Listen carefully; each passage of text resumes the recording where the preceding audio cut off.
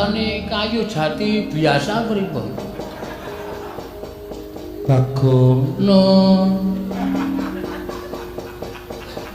kowe tak kandhani ya Bagong, nggih. Ratu kuwi ora kena mban cindhe, mban siladan.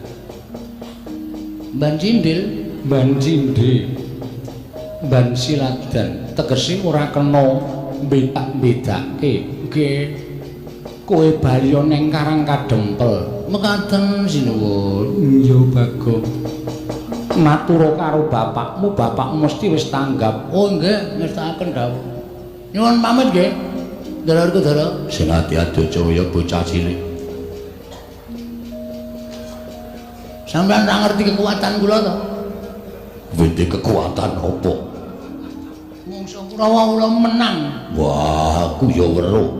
Gumun aku ngatasi Bagong kok kekuatane ngedapi-dapi. Aula saniki Bagong modern.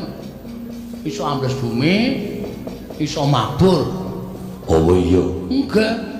kaya ngopo? Mangmake nek mboten pitados.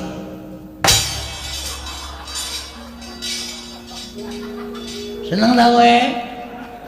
Bahagia ta kowe? Metu ora omong-omong. Sone iki nek metu omong. Modar. Dapusi ale Kang Putra. Kok minta slupe kok njur arep sapa-sapa arep dimuki bapakku barang arep diumuki wong bapakku wong ngerti kok arep diumuki. Mbok menawa kok. Wis Bagong baliya, sandangamu kae mau gawanen. Oh iya. Kula kakek kraton ya, Bang. Ya wis jupuken. Nggih, ajeng kula nggih melih. Ya wis kono Bagong.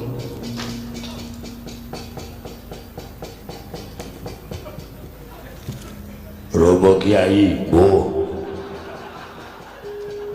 Dimas Antasena Ketak ndasmu kok.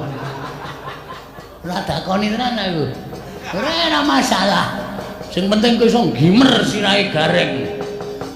Sik diancam kok kakane. Nyuwun pamit, sinuwun. Sing ati-ati aja kaya bocah cilik. Nggih, nyuwun pamit nggih. Iya.